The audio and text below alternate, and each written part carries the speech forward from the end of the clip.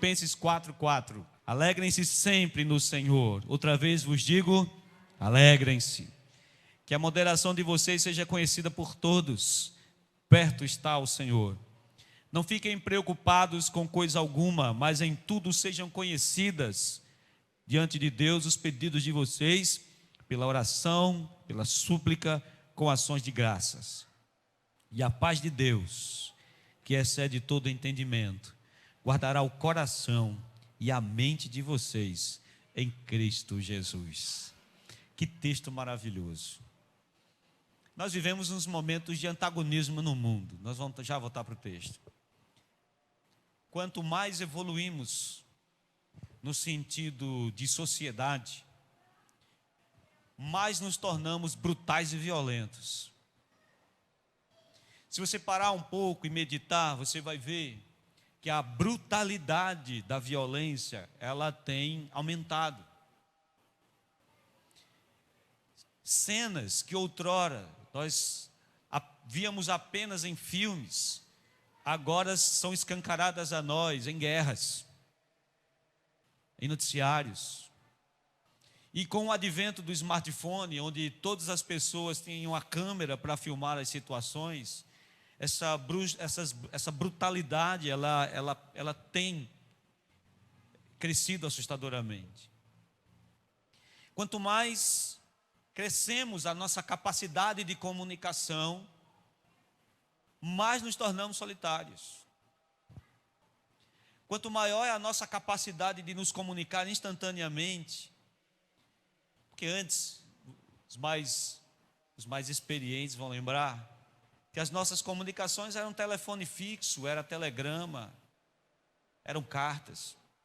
Nós ficávamos esperando desejosamente esperar cartas de pessoas que moravam longe. Mas hoje a comunicação, ela cresceu assustadoramente. Saúde. Ela cresceu assustadoramente. E quanto mais essa comunicação cresce, mais nós nos tornamos solitários. Quanto mais moramos em bloco, aglutinados em grandes concentrações, mais ficamos desconhecidos das pessoas. Eu não sou tão velho, nasci numa época onde os vizinhos eram família. Onde a vizinhança eram pessoas onde muitas vezes, na rua da minha esposa, por exemplo, a rua era fechada para que os vizinhos celebrassem o Natal, com um amigo secreto e tudo mais. Hoje se você mora num prédio, você pode morar, por exemplo, com 200 famílias no mesmo prédio que você mora, e você não tem o prazer de conhecer a pessoa que está do seu lado. Então, quanto mais nós evoluímos, nós vamos vivendo esse contrassenso, esse paradoxo. Nós vivemos numa das fases mais fáceis do mundo. As facilidades hoje, olha, se você vê hoje, por exemplo, e lê os livros de história, alguns grandes ícones da cultura evangélica morreram bem jovens. Alguns com 30, com 40 anos, com tuberculose, com cólera, com doenças tão banais que hoje o antibiótico resolve com muita facilidade. Então hoje, olhe para cá, nós vivemos a época da facilidade. Jovem, quando seu pai fala que sua vida hoje é fácil, ele não está brincando não, ele está falando sério. Nós vivemos a época da facilidade, nós vivemos a época onde as comunicações são mais fáceis, nós vivemos a época onde o prazer é mais fácil, o contentamento está à nossa porta. Então, com todas as possibilidades de sermos mais felizes, nós hoje vivemos a maior crise existencial que o mundo já enfrentou, a ponto da depressão se tornar uma doença a nível de calamidade pública, a ponto da Organização Mundial da Saúde alertar os governos que atentem para a saúde mental das suas populações. Segundo estatísticas, 1/3 da população, 30%, 1/3 da população sofre com algum tipo de transtorno emocional, seja ansiedade, seja depressão ou qualquer tipo de transtorno nesse sentido. Nunca se viu tantos suicídios, Nunca se viu tantas pessoas solitárias. Nunca se teve uma demanda tão grande de remédios de tarja preta, de remédios controlados. Então, quando nós olhamos para o nosso contexto de sociedade, quando nós olhamos para o nosso contexto de vida, onde a alegria é um produto vendido através de circunstâncias e objetos, nós vamos ver que quanto mais se fala de alegria, nós vamos perceber que mais distantes nós ficamos dela. Quanto mais se fala de felicidade, quanto mais se fala de alegria, quanto mais se fala de contentamento, mais nós nos distanciamos disso. E muitas vezes temos a sensação que é uma corrida contra algo que você nunca vai alcançar. A sensação que dá é que você nunca vai ser feliz, que você nunca vai ter a alegria de Deus na sua vida. E muito disso se dá que nós crescemos no nosso imaginário com uma cultura de uma alegria artificial gerada pela humanidade. E essa alegria gerada pela humanidade, ela é artificial, ela é produzida, e ela se baseia em coisas, ela se baseia em lugares, porque eles querem vender que você precisa estar em tal lugar para lá você ser feliz. E aí nós nos mudamos de lugar, e aí nós viajamos atrás desses lugares, e aí nós nós jogamos nossa economia para estar nesses lugares, porque a alegria está ali, a felicidade está ali. Aí nós migramos de igreja, migramos de bairro, em busca dessa tal felicidade. Eles passam que a alegria está em possuir.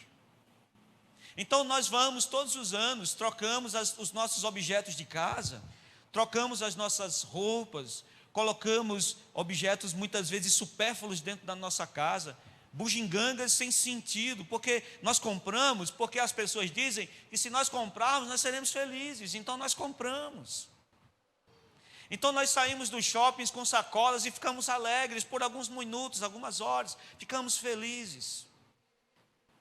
Agora nós vamos para as redes sociais e entramos na onda da alegria artificial que o mundo tenta vender, e nós fomos partícipes dessa alegria artificial. Nós vendemos uma alegria que não existe. Uma alegria baseada em lugares, uma alegria baseada em coisas, uma alegria baseada, se choque, em pessoas. Depositamos toda a nossa alegria no casamento, depositamos toda a esperança de alegria numa amizade. Por isso que quanto mais nós caminhamos dentro dessa sensação, na busca de uma alegria, mais nos tornamos tristes. Por isso que essa busca desesperadora nunca vai ter um fim, sabe por quê? Porque essa alegria artificial, ela nunca vai preencher o buraco que existe dentro da nossa alma. Porque ela é uma alegria produzida, porque ela é uma alegria muitas vezes comercial. Por isso que as redes sociais se transformaram em verdadeiras armadilhas emocionais para nós. Por isso que esses homens, essas grandes empresas e conglomerados vendem o nosso tempo.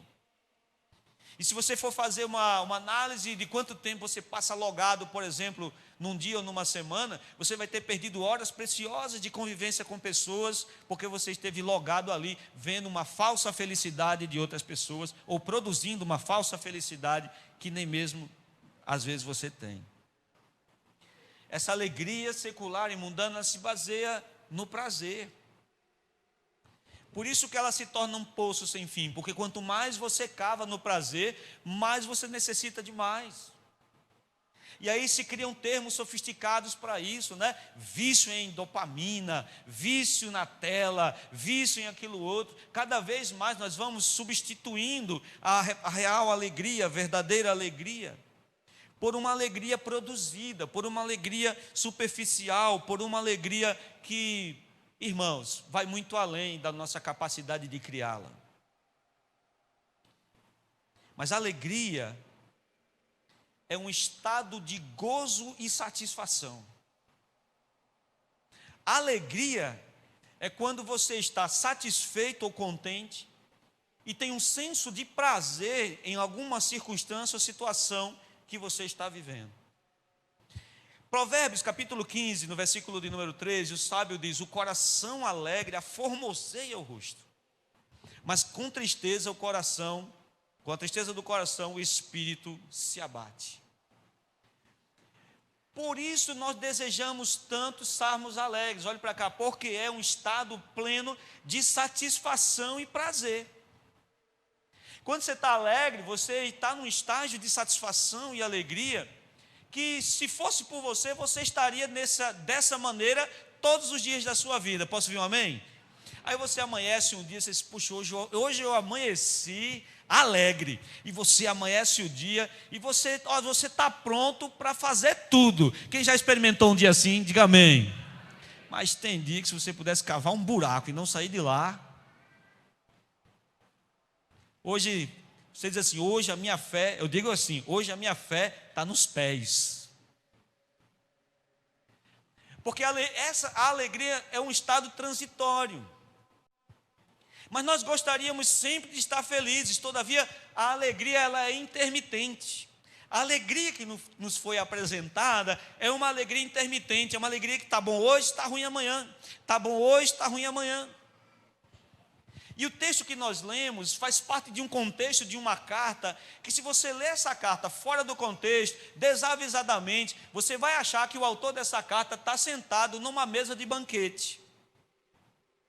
A carta aos Filipenses é uma carta que, se você não souber o contexto de quem escreveu, onde Paulo estava, como Paulo estava, você vai achar que Paulo estava sentado na mesa do imperador, comendo numa grande festa, num grande banquete. Ele disse: alegre-se no Senhor, que a moderação de vocês seja conhecida por todos. E ele diz: obrigado, porque vocês nunca se esqueceram de mim. Mais adiante ele vai dizendo, você está contente em todas as situações. Essa carta contém o famoso texto: posso todas as coisas naquele que me fortalece.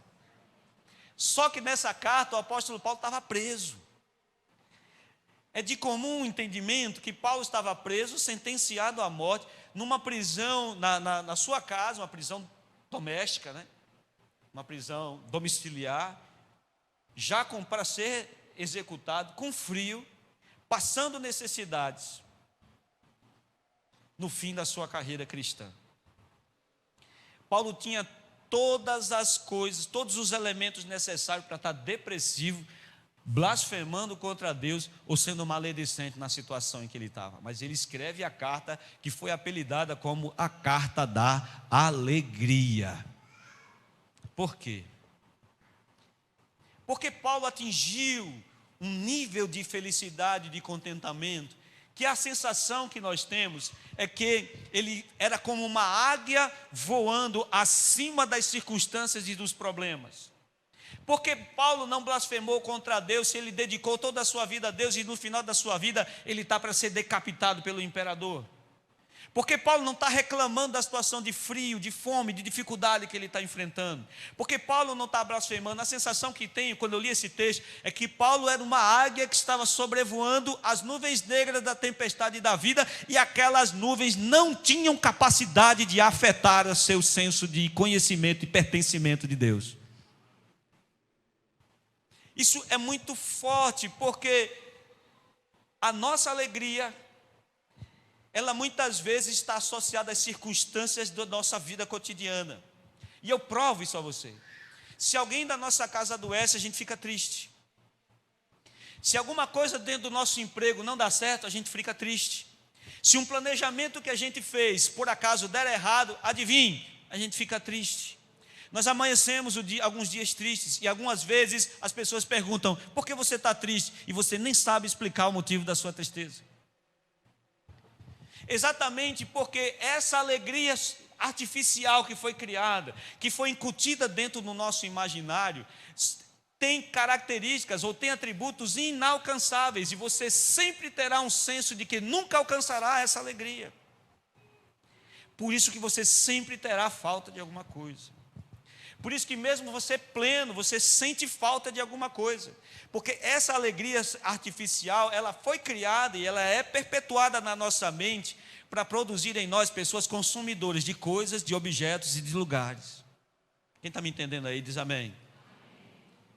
Por isso que essa alegria secular, artificial, quem está comigo aí diz amém. Você está me entendendo? Diga amém. Eu sempre tenho medo de estar cansando você. Por isso que essa alegria, ela é uma tristeza, é uma vida triste com picos de felicidade. A alegria artificial, ela é uma vida triste com picos de felicidade, porque você está vivendo uma vida triste, você tem um dia feliz, mas você volta a ter uma vida triste, aí você tem um dia feliz, aí você volta a ter um dia triste. E algumas pessoas vão vivendo, vão vivendo, vão vivendo. O mundo caído não pode gerar alegria verdadeira. Tudo que é gerado por nós tem data de validade, inclusive a felicidade gerada pelos relacionamentos. Quem está me entendendo aí diz amém. Pastor, até mesmo os relacionamentos. Se um relacionamento não tiver Deus como uma fonte geradora de alegria, esse relacionamento vai acabar. Porque Deus é a única fonte de geradora de alegria perpétua. O contentamento de Deus, ele é perfeito. Certo sábio disse uma vez, não me lembro quem foi, diz que existe um vazio dentro do homem, do tamanho e da forma de Deus. Só Deus preenche esse vazio que existe em nós. Quando nós vamos para Gênesis capítulo 1, me permita fazer essa leitura. Capítulo 1, verso 26, o texto diz: criou Deus o homem à sua imagem, a imagem de Deus o criou, homem e mulher os criou. Capítulo 3, também de Gênesis, versículo 8, diz que Deus se encontrava com o homem na viração do dia. O homem foi criado diferente de todas as outras criaturas. E Deus cria o homem com senso de comunhão e pertencimento dele. Ei, olhe para cá, o homem carecia da presença de Deus constante. E todos os dias Deus se apresentava para o homem para gerar contentamento no homem. Quando você vai para Romanos capítulo 3, verso 23, Paulo assevera o que eu estou dizendo a você, dizendo o seguinte: pois todos os homens pecaram e carecem da glória de Deus. Quando o pecado é gerado no ser humano, ele lança o ser humano longe de Deus e ele aciona um gatilho de necessidade de Deus. Por isso que ao sair os primeiros homens, ao serem expulsos do jardim, eles fazem um enorme esforço para retornar. Caim e Abel, eles fazem um enorme esforço para retornar o convívio com Deus, desesperadamente tentando estar próximos a Deus, porque Deus é a fonte geradora do verdadeiro contentamento, e sem Deus a vida é inquietação e perturbação. E esse mecanismo foi Deus que colocou em nós. É essa comunhão que gera paz e alegria. Veja o que Paulo está dizendo no texto que nós lemos. Ele diz: a paz de Deus, versículo de número 7, e a paz de Deus, que excede todo entendimento, guardará o coração e a mente de vocês, em Cristo Jesus. Paulo está dizendo exatamente isso. A proximidade de Deus gera alegria, felicidade e contentamento. O distanciamento de Deus gera dor e solidão, que é suprida pela alegria artificial produzida pelo homem. É a alegria da droga, a alegria do álcool, a alegria do consumo. Tudo que nós criamos é passageiro e fugaz. Por isso que a alegria do homem, olhe para cá, consiste em coisas. Consiste em obter, em possuir, em ter. E a alegria de Deus não consiste em coisas materiais, mas no retorno a uma vida de comunhão com Ele. Quem está me entendendo aí diz amém.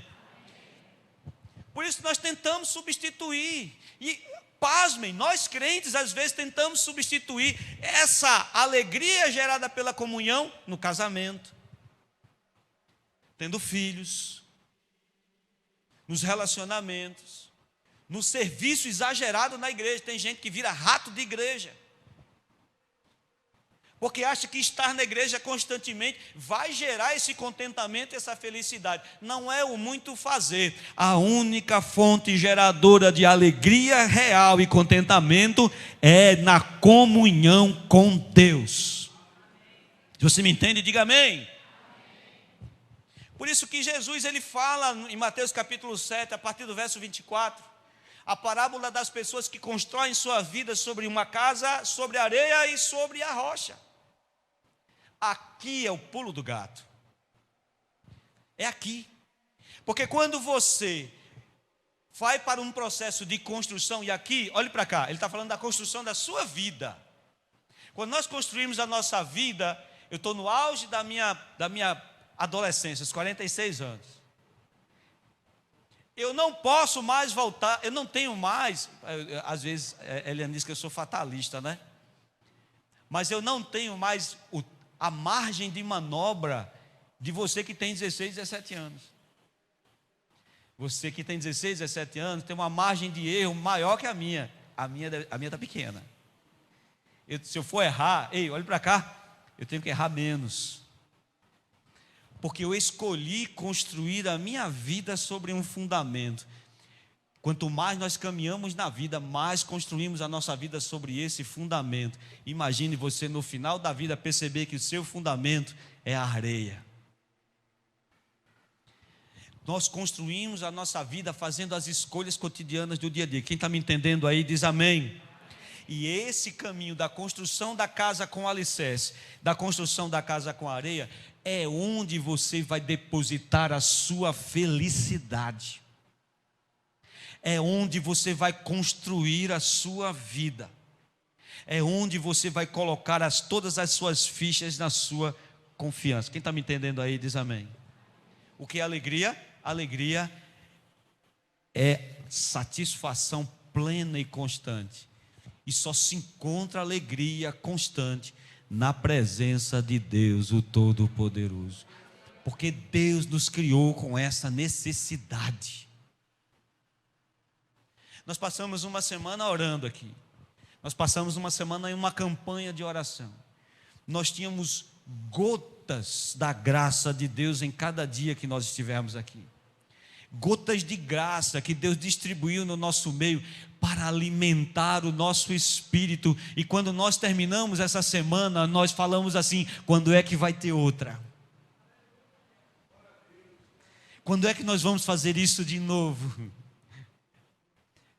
Dando o real entendimento de que, veja, nós depositamos na campanha a alegria que nós poderemos ter todos os dias da nossa vida. O que você experimentou nessa semana, Deus quer que você experimente todos os dias.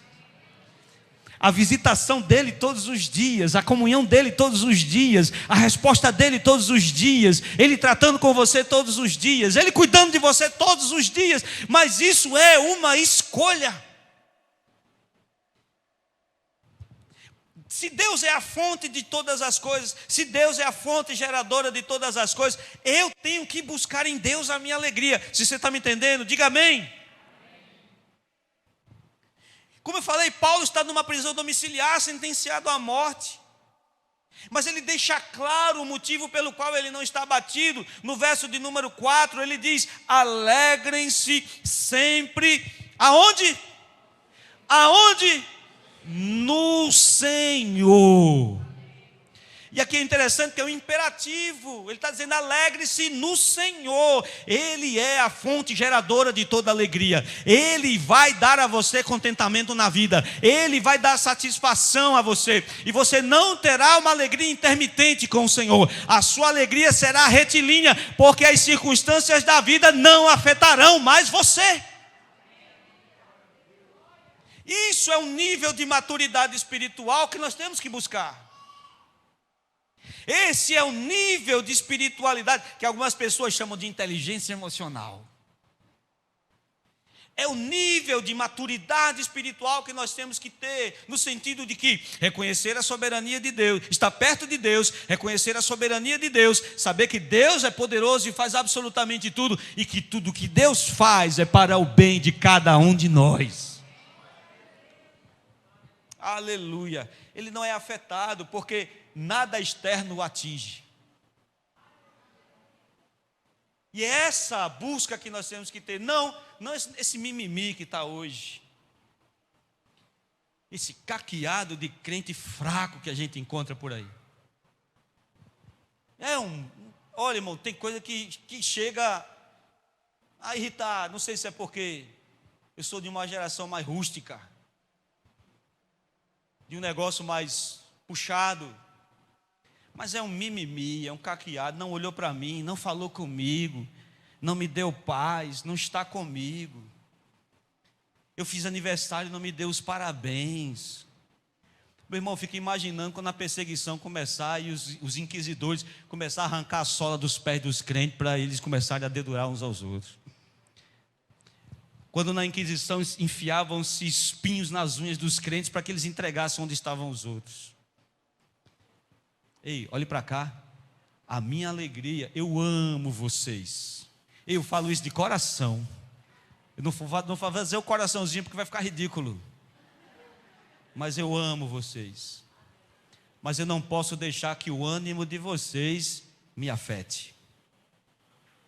Porque Deus deve ser a fonte geradora da minha alegria. Oh, aleluia, Deus é a fonte geradora da minha alegria. Eu vou amanhecer o dia, a alegria artificial vai dizer assim: você não tem dinheiro hoje, você tem que ficar triste. A alegria do Senhor diz: você está vivo, seja feliz. Você tem condições de conquistar, seja feliz. Ah, mas fulano tem mais que eu. E Deus vai dizer: você tem o fôlego de vida, você é especial, você é diferente, então viva. Quem tem a alegria do Senhor como fonte geradora não está nem aí para o que vão dizer de você. Ah, mas ele é assim. Ah, mas ele é assado. Olhe, estou nem aí para você. Estou nem aí. Ah, mas o pastor. Ah, mas ele é baixinho. Estou nem aí para você. Ah, não, mas ele fala. Estou nem aí para você.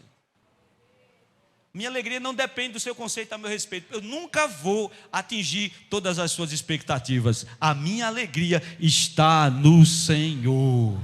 É isso que Paulo está dizendo. A felicidade reside na capacidade de renunciar o dia a dia para abraçar o eterno. A felicidade é uma escolha. Diga para o irmão que está ao seu lado: a felicidade é uma escolha. Ei, mas você não precisa sair por aí fazendo curso com coaching, não. Se você quiser fazer o curso, você pega o dinheiro que você ia gastar com coaching e dá uma oferta especial. Eu vou dar a fita para você aqui hoje. A felicidade é uma escolha. A felicidade é uma, mas não é escolher onde vai morar. Ah, eu vou morar em Maragogi para ser feliz. Vai lá. Ah, eu vou morar em Porto para ser feliz. Ah, eu vou morar no Uruguai. Vai nessa. Tem um amigo uruguai que saiu de lá e veio para cá. Pastor Santiago mora em Paudalho.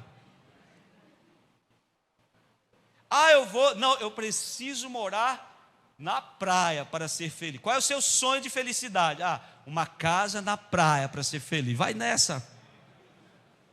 Vai perguntar quem tem casa na praia para ver se ele é feliz lá. Se ele está doido para vender a casa lá. 50 pessoas da família querem se reunir no mesmo final de semana na sua casa. Todos usando o mesmo banheiro. Felicidade não está nos lugares. Felicidade não está em ter. A minha cidade, não vou citar o nome dele aqui, mas um dos vereadores mais proeminentes da nossa cidade, filho de deputado, filho de senador, uma carreira política brilhante, rico. Encostou o carro na frente de um motel próximo à casa onde a gente morava. Na frente da namorada, deu um tiro no ouvido. As pessoas não entendiam como é que alguém tão jovem, tão bonito, tão promissor, tira a sua própria vida. Porque as pessoas acham que felicidade está em ter, possuir, morar, estar. Deus é a fonte geradora de toda a felicidade. E a escolha da felicidade é saber renunciar dia a dia o que é passageiro pelo que é eterno. E essa escolha, ei, não é fácil. Você não faz essa escolha no oba-oba, não. Essa escolha ela vai requerer, por exemplo, você abrir mão de certos confortos deste mundo para saber agradar a Deus, porque algumas maldições, elas vêm encaixotadas em caixas de bênção. Algumas coisas, elas vêm fantasiadas de bênção para tirar você da presença de Deus. Um relacionamento pode vir, aquela menina que você orou pela vida inteira por ela, bonita, alta, do jeito que você pediu a Jeová. Mas ela pode ser um tropeço. Esse bonitão aí, minha irmã, pode ser um tropeço na sua vida. Galegão, olhos azuis, não é a gente, Fábio? Pode ser pedra de tropeço.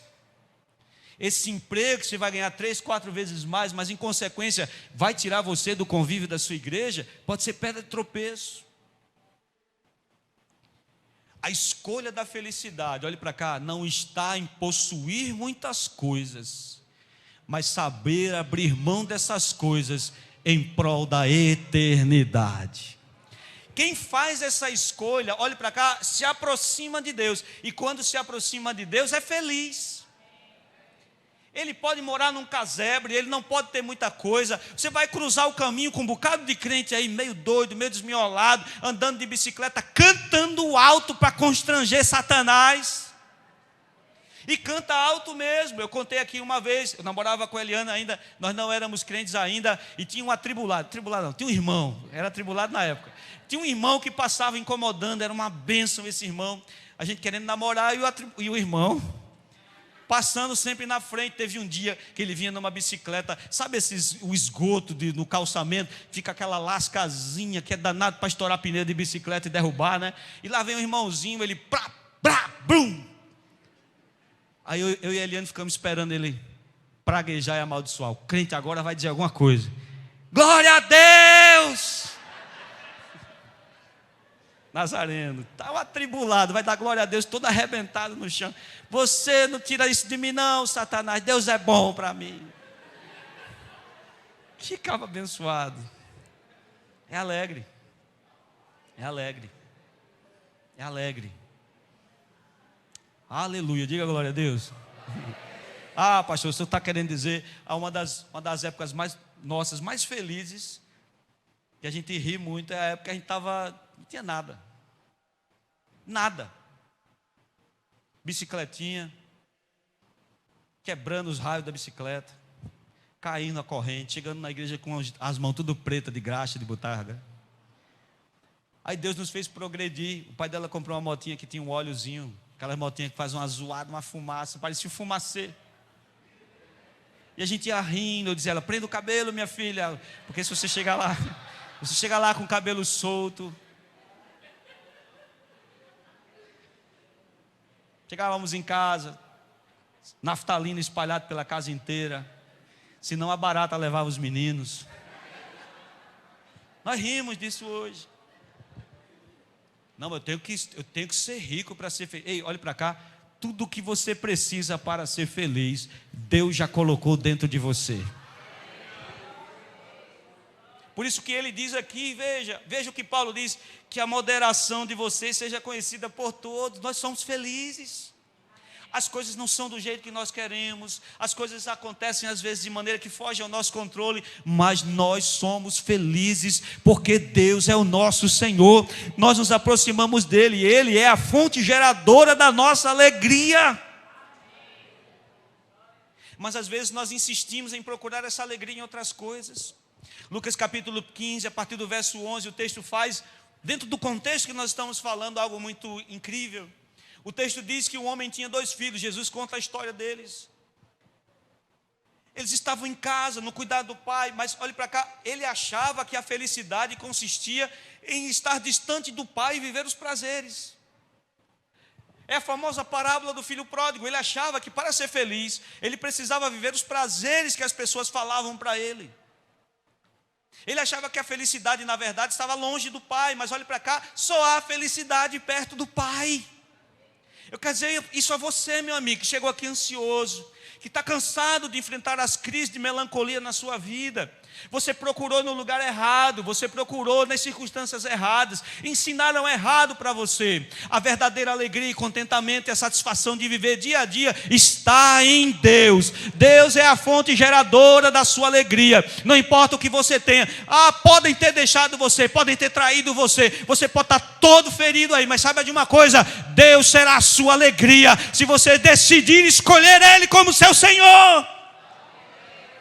Por isso que no capítulo que nós lemos lá em Lucas, no versículo 17, o texto diz Ele caiu em si, disse consigo mesmo: na casa do meu pai era muito melhor, e eu estou aqui comendo dessas alfarrobas para os porcos. Levantar-me-ei, voltarei para meu pai, e se ele me receber como empregado, eu ficarei satisfeito. O pai o encontrou, colocou um anel, deu novas vestes e o recebeu como filho. Ei, olhe para cá, só há felicidade em Deus. Você pode ter o dinheiro inteiro, o seu sobrenome pode ser o mais famoso dessa cidade. Se Deus não for o centro da sua vida e da sua alegria, a sua riqueza será inútil. Ela não trará contentamento, ela não trará satisfação. Levante-se da sua situação e deixe de tentar sozinho, você não vai conseguir. Deixe de correr atrás de coisas, deixe de correr atrás de lugares. Salomão disse que tudo isso é correr atrás do vento. E o apóstolo Paulo, no versículo 7, diz que a paz de Deus guardará o seu coração e a sua mente. Vou caminhar para o fim. Pastor, então como eu posso fazer as minhas escolhas? Como é que eu posso fazer esse caminho de volta? A primeira coisa é escolher a eternidade. O salmista no Salmo 37, ele diz: entrega o teu caminho ao Senhor, confie nele, e o mais ele fará. É uma escolha. Você entende? É uma escolha. A felicidade está em Deus, e eu devo ir ao seu encontro, porque Deus já se direcionou a mim. O fato de você estar aqui hoje é porque Deus já se dirigiu a você. Muitas pessoas poderiam estar aqui e não vieram. Aconteceu alguma coisa, elas não chegaram. Mas Deus trouxe você nessa noite a essa casa. Não há coincidência em você estar aqui. Não há coincidência em você ouvir. Eu não ia pregar, pastor Fábio não pôde vir. Você talvez estivesse em outro lugar, mas está aqui. Ei, olhe para cá. Não há coincidência em você estar aqui hoje. Deus te trouxe hoje aqui para dizer a você: ei, não tente mais sozinho. Você precisa ir ao encontro do Senhor. Apocalipse capítulo 21, versículo 6, Jesus diz: tudo está feito. Eu sou o alfa e o ômega, o princípio e o fim. Eu, a quem tem sede, darei de graça de beber da água da fonte da vida. Mas existe um custo. A graça não é de graça.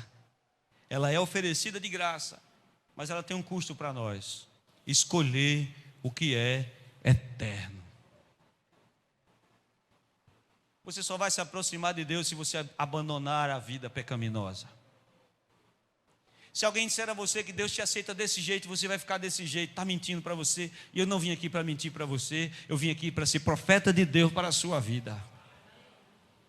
Ah, pastor, não precisa abandonar não. Eu sou assim, eu nasci assim, eu vou morrer assim. Não, Deus não quer isso de você não. Deus quer transformar a sua vida. Deus quer reescrever a sua história. Deus quer dar a você nessa noite uma folha em branco para que você reescreva a sua história e a sua vida. Você tem que abrir mão. Você não tem outro jeito. Você tem que abrir mão. Você não pode ter o mundo e o amor do Pai. Ei, olhe para cá, vá por mim, eu já tentei, não é possível.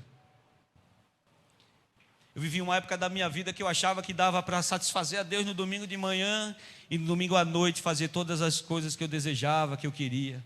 E a única coisa que eu recebia era tristeza, melancolia e depressão. Ou você escolhe viver para Ele, ou você nunca vai sair da situação que você está.